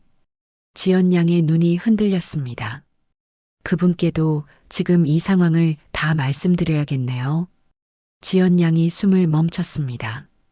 내 아들과 내 가게를 상대로 사기를 치려 했다고. 사기라니요, 어머님. 그럼 꽃뱀이라고 불러드릴까요? 지연 양의 얼굴이 마지막 남은 핏기마저 사라지고 그야말로 백지가 되었습니다. 그녀는 더 이상 아무 말도 하지 못했습니다.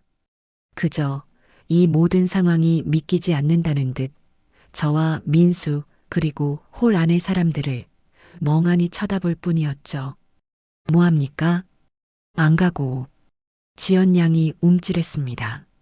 내 가게에서, 내 아들 앞에서, 내 손님들 앞에서 더 비참해지고 싶지 않으면. 저는 지연 양을 똑바로 바라보았습니다. 당장 나가요. 지연 양은 한참을 그렇게 서 있었습니다. 그리고는 괴상한 비명소리를 지르며 가게 밖으로 뛰쳐나갔습니다. 지연아, 같이 가. 친구 미나 양도 허둥지둥 그 뒤를 따라 나갔죠. 딸랑.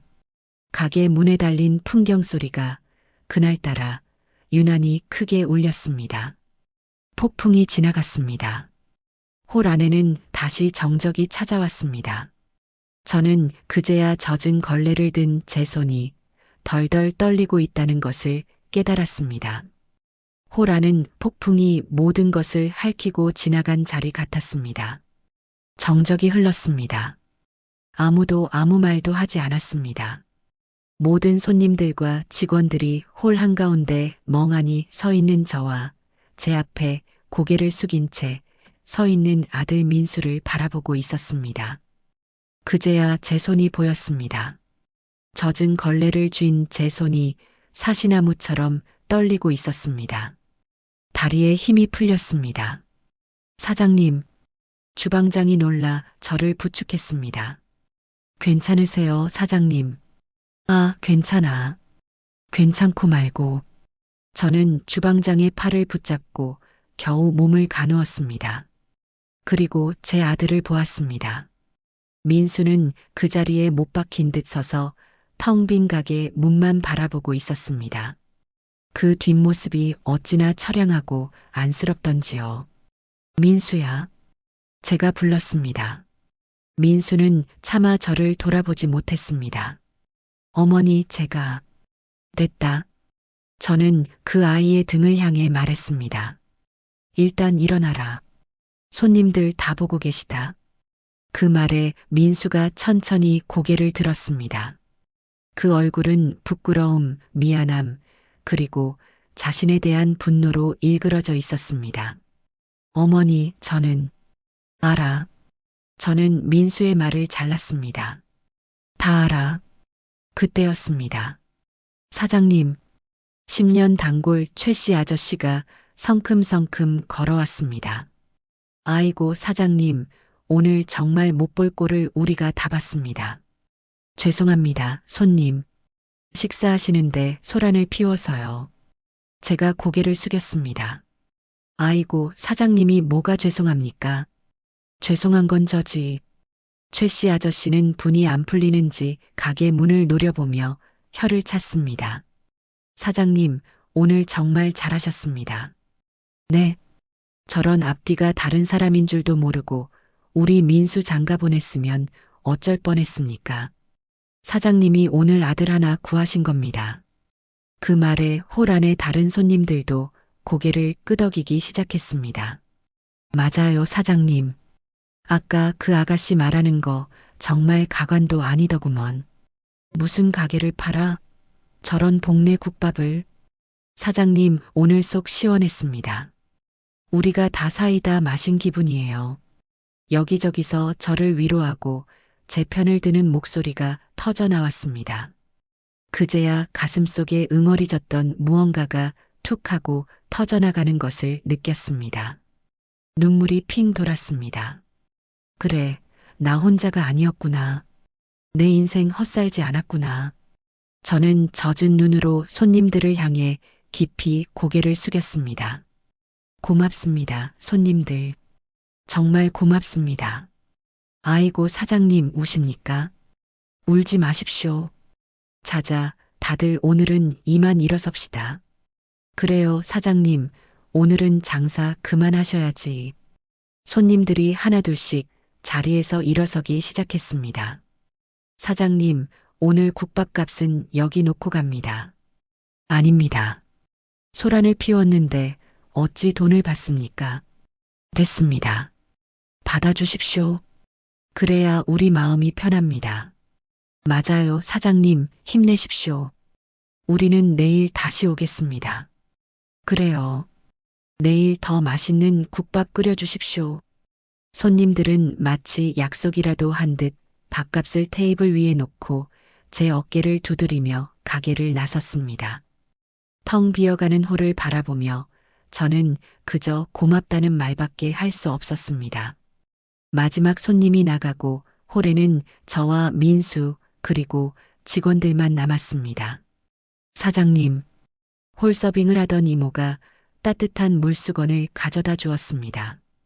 옷이 다 젖었어요. 어서 3층 올라가서 갈아입으세요.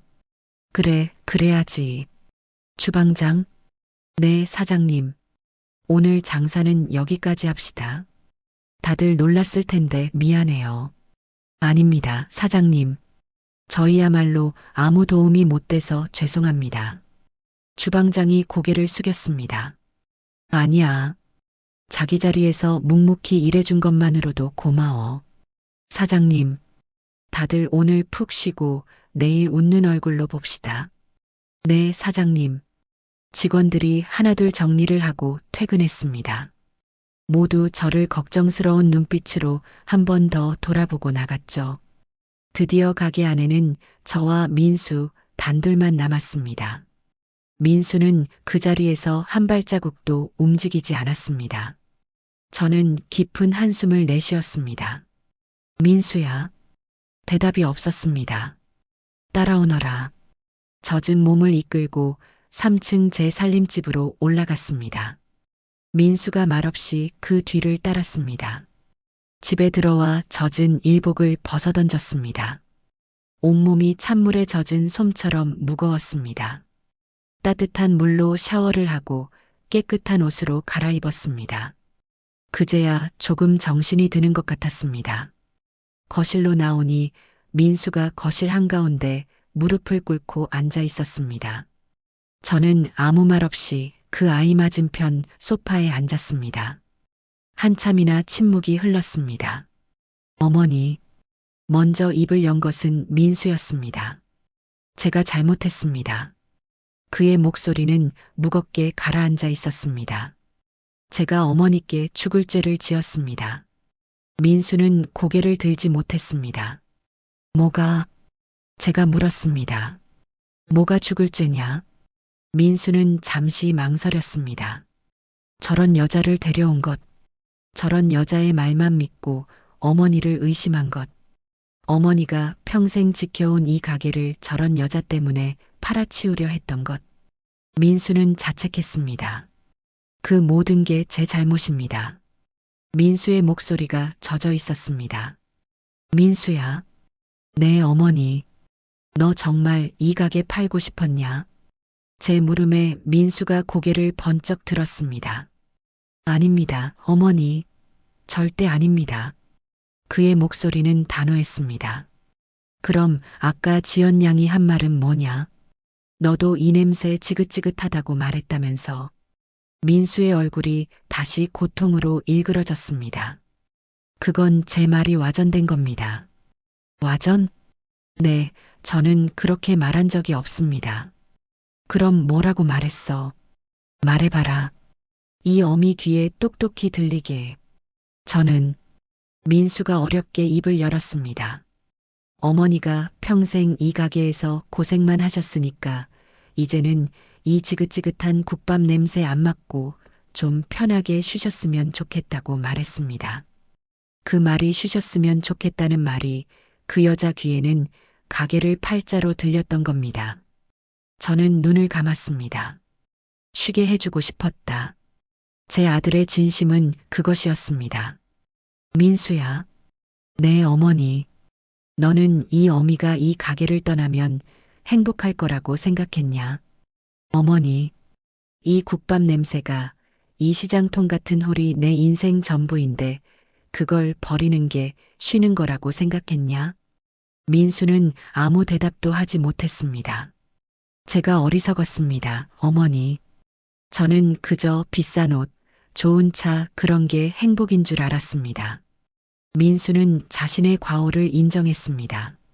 지연 씨의 화려한 배경, 그 교수 아버지라는 말에 눈이 멀어서 정작 가장 소중한 것을 잊고 살았습니다. 이제 알았으면 됐다. 어머니, 사람은 누구나 실수할 수 있어. 하지만 그 실수를 바로잡을 용기만 있다면 그걸로 된 거야. 저는 자리에서 일어났습니다. 그리고 무릎 꿇고 앉은 아들 앞에 섰습니다. 일어나라, 아들아. 어머니, 저는 자격이. 일어나. 저는 민수의 팔을 잡아 일으켰습니다. 덩치 큰 아들은 그저 어린아이처럼 울고 있었습니다. 저는 묵묵히 그 등을 두드려 주었습니다. 그래, 괜찮다, 아들아. 넘어졌으면 다시 일어나면 되는 게다. 그게 인생이다. 그날 밤 가게 문을 닫고 올라오는 길이 유난히 길게 느껴졌습니다. 그때 제 휴대전화가 울렸습니다. 김 실장이었습니다. 김 실장. 어머님은 좀 어떠신가? 사장님, 그게 아닙니다. 어머님은 고비 넘기셨습니다. 정말인가? 아이고, 다행이네. 정말 다행이야. 그런데 사장님, 김 실장의 목소리가 갑자기 다급해졌습니다. 가게 무슨 일 있으셨습니까? 아까 주방 막내가 전화를 했는데. 아, 그게. 사장님, 지금 가게 괜찮으신 겁니까? 저는 한숨을 길게 내쉬었습니다. 김 실장, 내일 가게 문 열 수 있겠나? 네. 사장님, 자네 없으니까 가게가 엉망이야. 나 혼자 안 되겠어. 자네가 좀 와서 도와줘야겠다. 사장님, 저 지금 당장 가겠습니다. 날이 새는 대로 가겠습니다. 사장님. 그래. 고맙네, 김 실장. 전화를 끊고 창밖을 내다보았습니다. 간판 불이 꺼진 복내 국밥 건물이 어둠 속에 묵묵히 서 있었습니다. 참 긴 하루였습니다. 다음 날 저는 평소보다 더 일찍 눈을 떴습니다. 밤새 뜬 눈으로 뒤척였습니다. 몸은 천근만근 무거웠지만 정신은 오히려 맑아지는 것 같았습니다. 그래, 끝난 게 아니다. 이제 시작이다. 지연 양이 그저 철없는 아가씨가 아니라는 생각이 들었습니다. 가게를 팔아 업자랑 얘기가 끝났다. 그 말이 머릿속에서 떠나지 않았습니다. 노인네 구슬리는 건 일도 아니다. 이건 허세가 아니라는 느낌이었습니다. 분명 무언가 꾼들이었습니다. 주방으로 내려가려 채비를 하는데 민수가 문 앞에서 서성이고 있었습니다. 어머니, 주무셨어요. 얼굴이 퉁퉁 부어 있었습니다. 밤새 저처럼 잠을 설친 모양이었죠. 잤다? 너는? 저도 잤습니다. 그래. 저는 민수를 지나쳐 계단을 내려가려 했습니다. 어머니, 민수가 다급하게 불렀습니다. 왜? 제가 가겠습니다. 주방일 제가 돕겠습니다. 됐다. 너는 내일이나 해. 어머니, 제 일이 이제 없습니다. 뭐? 어제 회사에 사표 냈습니다. 민수야, 너 무슨... 어머니, 민수가 저를 똑바로 바라보았습니다. 어머니 밑에서 다시 배우겠습니다. 이 복내 국밥 제가 잇겠습니다. 저는 말을 잇지 못했습니다. 아들이 철이 든 걸까요? 아니면 어제의 충격이 아직 가시지 않은 걸까요? 민수야, 그건 충동적으로 결정할 일이 아니다. 충동 아닙니다. 어젯밤 생각 많이 했습니다. 제가 잘못 살았습니다. 이제는 제대로 살겠습니다. 어머니 가게 제가 지키겠습니다. 그때였습니다. 사장님, 저 왔습니다. 아래층에서 김 실장의 목소리가 들려왔습니다. 저는 민수와 눈을 마주쳤습니다. 내려가자. 김 실장은 눈이 벌겋게 충혈된 얼굴로 홀 한가운데 서 있었습니다. 어머님은 뵙고 온 건가? 네, 사장님. 동생들한테 맡기고 왔습니다. 이제 고비 넘기셔서 괜찮습니다. 그래, 고생했다. 사장님, 어제 일은 다 들었습니다. 김 실장이 주먹을 꽉 쥐었습니다. 제가 자리를 비우는 바람에 사장님께서 그런 험한 일을. 됐다. 자네 탓이 아니야. 민수 도련님도 나오셨네요. 민수는 김 실장을 제대로 쳐다보지 못했습니다. 김 실장님 죄송합니다. 저 때문에. 아닙니다, 도련님. 어서 정신 차리시고 사장님 잘 보필해 드리십시오. 네, 그렇게 하겠습니다. 그날 아침 복내 국밥은 다시 문을 열었습니다. 김 실장이 홀을 지휘하고 주방장이 솥을 지키고 저는 깍두기를 버무렸습니다. 그리고 제 아들 민수가 제 옆에서 묵묵히 물을 썰기 시작했습니다. 어제 그 소동을 겪었던 손님들이 정말 약속이라도 한 듯 가게 문을 열자마자 밀려 들어왔습니다. 사장님, 오늘은 그 헌옷 안 입으셨네요. 최 씨 아저씨였습니다. 하, 어서 오십시오. 오늘은 깨끗한 옷 입었습니다. 아이고, 근데 저 총각은 민수 아니야? 손님들이 주방 입구에서 물을 썰고 있는 민수를 발견했습니다. 어머, 진짜네. 민수 맞네. 아니, 멀끔하게 회사 다니던 총각이 왜 저기서. 민수는 사람들의 시선에 얼굴이 벌개졌습니다. 안녕하세요. 저 오늘부터 어머니 일 돕기로 했습니다. 아이고, 잘 생각했네. 잘 생각했어. 그래, 진작 그랬어야지. 사장님, 이제 든든하시겠네. 격려가 쏟아졌습니다. 민수는 어색하게 웃으며 다시 물을 썰었습니다.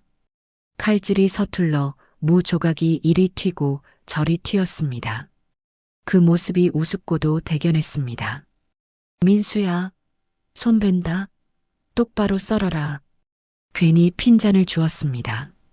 점심 장사가 정신없이 지나가고 오후에 한숨 돌리려는데 민수가 봉투 하나를 내밀었습니다. 어머니, 이게 뭐냐? 어제 그 여자, 오지연 관련 자료입니다. 자료? 네. 제가 어젯밤 잠이 안 와서 좀 알아봤습니다. 저는 봉투를 열어보았습니다. 그 안에는 지연 양이 말했던 명문대 교수 아버지가 대학 교직원 명단에 없다는 증명서, 지연 양이 다닌다던 외국계 회사가 실제로는 존재하지 않는 유령 회사라는 자료, 그리고 부동산 개발 사기로 피해를 본 사람들이 인터넷에 올려둔 글들이 출력돼 들어 있었습니다. 민수야, 이건 맞습니다, 어머니. 그 여자는 전문꾼이었습니다. 민수의 목소리가 낮아졌습니다. 저처럼 부모님이 가게나 건물을 가진 외아들들에게 접근해서 결혼을 미끼로 재산을 가로채는 집단 같습니다. 그 교수 아버지라는 것도 전부 가짜 연기였던 겁니다. 손이 떨렸습니다. 그럼 그 개발업자라는 것도 아마 한패일 겁니다. 아니면 그 여자에게 속아서 계약을 진행하려 했겠죠. 분노가 치밀었습니다. 어머니, 그냥 넘기면 안 됩니다. 이건 명백한 사기입니다. 그래, 알아. 저는 민수가 가져온 자료를 굳게 쥐었습니다. 나 박봉래를 노인네라고 부르며 구슬리려 했겠다. 내 평생이 담긴 이 가게를 날로 먹으려 했지. 민수야. 네, 어머니. 경찰에 신고하자. 네. 저도 그럴 생각이었습니다. 하지만 증거가 부족해. 네. 이건 다 정황일 뿐이야. 그 여자가 우리한테 직접 사기를 쳤다는 증거가 없어. 하지만 어제 홀에서 손님들 증언은 그 여자가 인성이 나쁘다는 증거는 될 수 있어도 사기꾼이라는 증거는 안 돼. 민수의 얼굴이 어두워졌습니다. 그럼 그냥 이대로 놔둬야 합니까? 아니, 덫을 놔야지. 네, 덫이라니요. 그 개발업자라는 사람. 아직 이 일이 틀어진 걸 모르고 있을 수도 있어. 아, 지연 양이 그 업자한테 뭐라고 했을까? 노인네 구슬리는 중이다. 아마 이렇게 말했겠지. 그렇겠네요. 그럼 그 업자는 지금 우리가 넘어오기만 기다리고 있을 거야. 저는 김 실장을 불렀습니다. 어제 그 아가씨가 홀에서 떠들던 말 중에 김이사라는 사람 이름 기억나나? 김이사요? 가만히 있자. 맞습니다. 김이사님, 계약 진행해 주세요. 그랬던 것 같습니다. 그래, 그거야. 민수야. 너 지연 양 휴대전화 번호 알지? 네, 알죠. 그 전화 놔줘봐라. 저는 민수의 휴대전화를 받아 오지연이라고 저장된 번호를 제 전화기에 옮겨 적었습니다. 어머니, 지금 뭐 하시려고? 그 김이사라는 사람. 내가 한번 만나봐야겠다. 어머니, 위험합니다. 그 사람들이 어떤 사람들인 줄 알고. 민수야. 저는 아들을 진정시켰습니다. 사기꾼은 자기 꾀에 자기가 넘어가는 법이다. 나는 속아 넘어간 노인네 연기를 좀 해야겠다. 어머니, 걱정 마라. 너랑 김 실장이 뒤에서 똑똑히 지켜보고 있으면 되지. 저는 민수의 휴대전화로 지연 양에게 문자를 보냈습니다. 지연 양, 나 민수 엄마요. 어제 일은 내가 미안했네. 민수 그 녀석 내가 잘 타일렀어. 그 김이사라는 분 나도 한번 만나보고 싶네. 우리 민수 결혼 전에 집 문제 해결해야지. 문자를 보내고 휴대전화를 테이블 위에 올려두었습니다. 과연 이 미끼를 물까? 어머니, 너무 위험한. 그때였습니다. 띵! 민수의 휴대전화가 울렸습니다. 오지연이었습니다. 우리 셋의 눈이 동시에 화면에 꽂혔습니다. 어머님, 정말이세요? 민수 씨는 괜찮대요? 김 이사님은 왜? 저는 헛웃음이 났습니다. 봐라. 바로 문다. 다시 문자를 찍었습니다. 민수는 아직 화가 났지만 내가 설득 중이야. 그 양반 고집 알잖나. 나는 지연 양 편이야. 어서 이 가게 팔고 강남 가고 싶어. 김이사 그분 당장 내일 가게로 오라고 하게. 민수 몰래 내가 도장 찍어줄 테니. 어머니, 정말 도장 찍어주실 거예요? 가짜 도장 말이다. 아, 띵. 다시 문자가 왔습니다. 정말이시죠, 어머님? 믿어도 되죠? 알겠어요. 내일 오후 3시에 김 이사님 보내드릴게요. 민수 씨 없어야 해요. 됐다. 저는 휴대전화를 민수에게 돌려주었습니다. 내일 오후 3시 기억해라. 네, 어머니. 김 실장. 네, 사장님. 내일 우리 아주 특별한 손님을 맞을 준비를 해야겠어. 민수와 김 실장의 얼굴에 긴장감이 감돌았습니다. 내일 이 지긋지긋한 거짓말 뿌리를 뽑자. 드디어 다음날 오후가 되었습니다. 저는 가게 일은 주방장과 직원들에게 맡기고 민수, 김 실장과 함께 2층 단체석 방에 자리를 잡았습니다. 어머니, 정말 괜찮으시겠어요? 민수가 초조하게 손톱을 깨물었습니다. 민수야, 손톱 깨물지 마라. 사내 자식이 그게 뭐냐? 네, 어머니. 김 실장. 네. 녹음기랑 촬영기 준비됐나? 네, 사장님. 저기 화분 뒤에 카메라 설치해뒀고 제 주머니에 녹음기도 있습니다. 걱정 마십시오. 민수, 너는 옆방에서 조용히 있어. 어머니, 저도 같이. 안 된다. 내 얼굴 보면 그 김이사가 눈치챌 거야. 너는 이 모든 상황이 녹화되고 녹음되는 것만 잘 확인해. 네, 알겠습니다. 민수가 옆방으로 건너갔습니다. 저는 김 실장과 마주 앉았습니다. 사장님, 떨리십니까? 떨리긴. 오히려 재미있지. 내 가게 팔아먹으러 온 꾼 얼굴 한번 보자고. 오후 3시 5분 전. 가게 입구에서 풍경 소리가 났습니다. 홀 직원이 2층으로 안내하는 소리가 들렸습니다. 사장님, 저쪽 방에서 기다리시랍니다. 똑똑. 문이 열리고 번지르르하게 차려입은 중년 남자가 들어왔습니다. 아이고, 박봉래 사장님 맞으십니까? 누구신데 그러나? 아, 저는 오지연 양 소개로 온 김이사라고 합니다. 저는 일부러 어수룩한 노인네처럼 굴었습니다. 그래. 근데 지연 양은 왜 안 왔어? 아, 그게 지연 양이 오늘 급한 일이 생겨서요. 제가 먼저 와서 사장님 뵙고 계약서 쓰라고 했습니다. 계약서? 김 이사가 기다렸다는 듯 가방에서 서류 뭉치를 꺼냈습니다. 네, 사장님. 여기 복내 국밥 건물 부동산 매매 계약서입니다. 어머, 벌써 이런 걸 다. 지연 양이 말씀 안 드렸습니까? 사장님, 이 건물 저희가 아주 좋은 값에 사드리기로 했습니다. 좋은가? 네. 여기 보시면 금액이. 김 이사가 계약서의 금액란을 손가락으로 짚었습니다. 저는 돋보기를 쓰는 신용을 하며 계약서를 들여다보았습니다. 아이고, 일 10백이게 다 얼마야? 하, 사장님. 이 돈이면 강남 가셔서 편하게 사실 수 있습니다. 지연 양이 그러더군요. 이렇게 고생만 하신 어머님, 이제 쉬게 해드리고 싶다. 그랬어? 우리 지연이가? 그럼요. 이런 며느님 두셔서 사장님은 정말 복 받으신 겁니다. 자, 그럼 여기 도장만 찍으시면.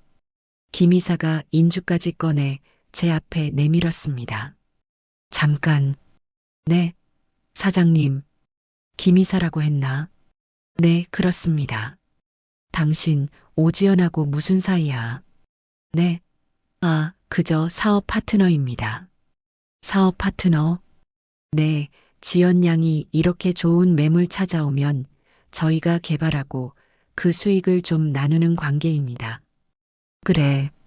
그럼 지연 양이 가짜 교수 아버지까지 만들어서 내 아들 홀린 것도 알고 있었나? 네. 그게 무슨... 김 이사의 얼굴이 굳었습니다. 김 실장. 네, 사장님. 이제 그만 녹음 끝내도 되겠네. 네. 사장님, 이게 무슨...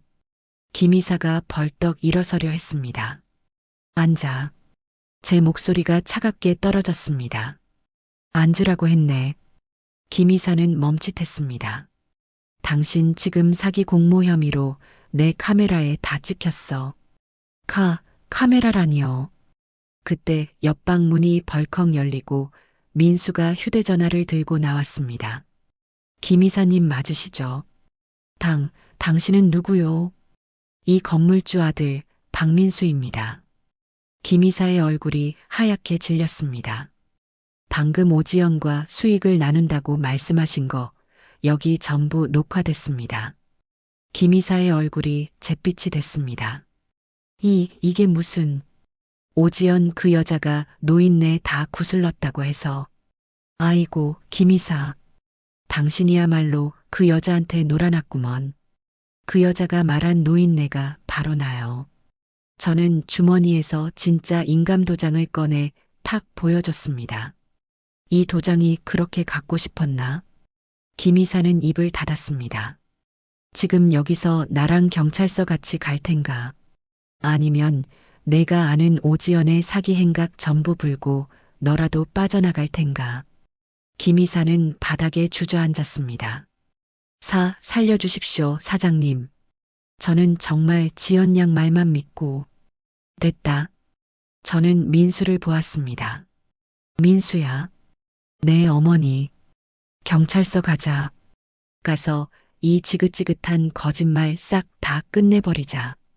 그날 오후 저와 민수 그리고 김 실장은 김 이사를 데리고 곧장 경찰서로 향했습니다. 김 이사라는 자는 차에 타는 내내 자기도 피해자라며 억울하다고 소리를 질러댔습니다. 하지만 막상 경찰서 건물에 들어서고 사기라는 단어가 오가는 것을 보더니 그 번지르르 하던 얼굴이 하얗게 질리기 시작하더군요. 우리는 담당 형사라는 사람 앞에 마주 앉았습니다. 그래서 이분이 복내 국밥 건물을 팔라고 사기를 쳤다. 이 말씀이시죠? 형사의 말은 반신반의하는 투였습니다. 그때 민수가 자신이 밤새 모은 자료를 책상 위에 차분하게 펼쳐놓았습니다. 여기 오지연이라는 여자가 재직 중이라던 회사는 존재하지 않는 유령 회사입니다.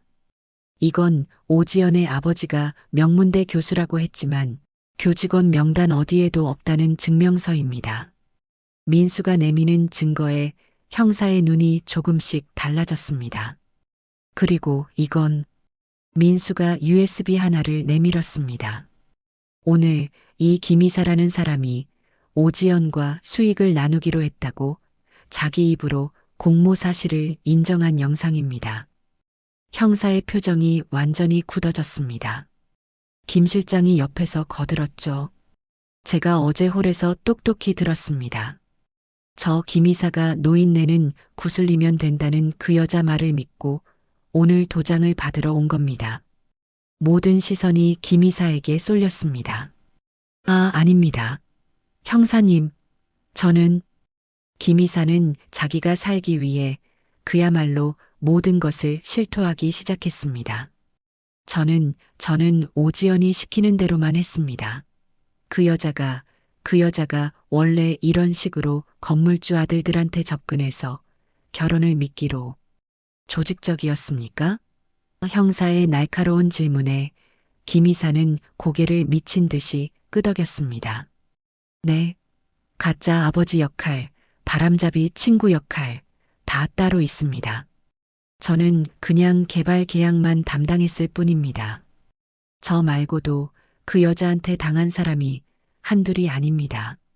그녀는 그저 철없는 속물이 아니라 아주 질이 나쁜 상습범이었고 모든 것이 조직적이었습니다. 민수가 모아온 다른 피해자들의 정황 자료, 김 이사의 결정적인 증언, 그리고 우리가 오늘 확보한 영상 증거까지 더해지자 형사들은 즉시 수사팀을 꾸렸습니다. 증거는 차고 넘쳤죠. 며칠 뒤 집에서 민수와 함께 늦은 저녁을 먹고 있는데 담당 형사에게서 전화가 걸려왔습니다. 오지연과 그 가짜 교수 아버지 역할을 했던 일당이 다른 곳에서 또 비슷한 짓을 하려다가 모두 검거됐다는 소식이었습니다. 경찰서에서 추가 조사를 위해 저를 불렀고 저는 그곳에서 쇠고랑을 찬 지연 양과 마주쳤습니다. 그 화려하던 모습은 온데간데였고 도끼만 남은 눈으로 저를 쏘아보더군요. 이 노인네, 너 때문에 내 인생이. 그들은 마지막 순간까지도 제게 악을 썼습니다. 저는 아무 대꾸도 하지 않았습니다. 그저 혀만 차고 묵묵히 돌아섰습니다. 죄가 달게 받아라. 그 아이는 자기가 무시했던 그 노인네의 인생과 그 시장통 가게의 힘을 너무 얕잡아 본 대가를 치르게 된 겁니다. 그렇게 모든 폭풍이 지나가고 복례 국밥에는 다시금 따뜻한 평화가 찾아왔습니다. 물론 조금 달라진 평화였죠. 김 실장은 어머님을 무사히 요양원에 모시고 돌아와 예전처럼 홀을 쩌렁쩌렁하게 지휘했습니다. 그는 저만 보면 사장님, 저 이제 사장님 며느리 감은 제가 이력서부터 가족관계 증명서까지 다 떼어오라고 해서 직접 면접 봅니다. 하고 너스레를 떨었습니다. 그 말에 가게 안이 한바탕 웃음바다가 되었죠. 주방장과 홀 이모들도 가장 큰 변화의 중심에 선 민수를 대하는 태도가 달라졌습니다. 아이고, 우리 민수 도련님, 오늘은 무 하나 다 썰었네. 어제는 반토막 내더니. 어머, 주방장님. 도련님이 아니라 막내라고 부르셔야지. 우리 막내 칼질이 제법 늘었네. 그래도 손은 베지 말고. 하며 어색하게 주방 구석에서 땀을 뻘뻘 흘리는 민수를 이제는 한 식구로 아들처럼 챙겨줬습니다. 가장 크게 달라진 건 역시 민수였습니다. 그 녀석은 멀쩡하게 다니던 큰 회사에 낸 사표를 단 하루도 후회하지 않았습니다. 오히려 매일 새벽 저보다 먼저 주방에 나와 가마솥의 불을 확인하고 밤새 우러난 육수 맛을 보고 있었습니다. 그 뒷모습을 보고 있자니 왠지 모르게 콧등이 시큰해졌습니다. 어느 날 이른 새벽 저와 단둘이 육수 앞을 지키고 서 있던 민수가 저를 불렀습니다. 어머니, 왜? 그 육수 비법 좀 알려주시면 안 되겠습니까? 그 녀석답지 않게 조심스럽고 또 진지한 목소리였습니다.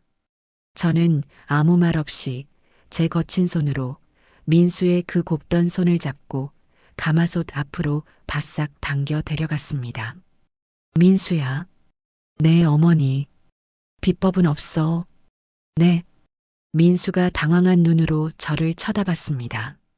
비법 같은 건 처음부터 없었어. 그저 매일 아침 이 자리에 서는 거다. 저는 펄펄 끓는 육수를 가리켰습니다. 내 가족이 먹는다는 마음으로, 내 새끼 입에 들어간다는 마음으로 정성을 다하는 거. 그 수천 번에 수만 번의 정성이 모여서 이 복내 국밥 한 그릇이 되는 거다. 그게 전부야. 민수는 가마솥에서 뿜어져 나오는 뜨거운 김을 한참이나 멍하니 바라보았습니다. 그 김 너머로 자신의 어리석었던 과거를 본 것인지 아니면 제가 버텨온 세월을 본 것인지 알 수는 없었습니다. 한참 뒤에 민수가 조용히 입을 열었습니다. 알겠습니다, 어머니. 제가 이 정성 한번 제대로 이어보겠습니다. 저는 그런 아들의 어깨를 솥을 닦던 손으로 툭 하고 힘껏 쳤습니다. 그래, 어디 한번 해봐라. 제 아들이 드디어 제 곁으로, 제 인생으로 돌아온 순간이었습니다. 그날도 가게 홀은 점심 손님들로 발 디딜 틈 없이 가득했습니다. 사장님, 여기 깍두기 한 접시 더. 홀이 떠나가라 울리는 최 씨 아저씨의 우렁찬 목소리가 그날따라 유난히 정겹게 들렸습니다. 네, 지금 갑니다. 저는 갓 버무린 깍두기 한 접시를 쟁반에 받쳐들고 홀로 당당하게 나갔습니다. 어제의 그 낡고 젖었던 일복이 아니라 깨끗하게 다려입은 사장 박복래의 조끼를 입고 말입니다. 내 평생이 담긴 이 가게에 적군들이 말하던 격식은 없을지 몰라도 그 정성만큼은 이 세상 누구에게도 안 밀리는 이 복내 국밥은 오늘도 내 아들과 함께 그 어느 때보다 뜨겁게 끓고 있습니다.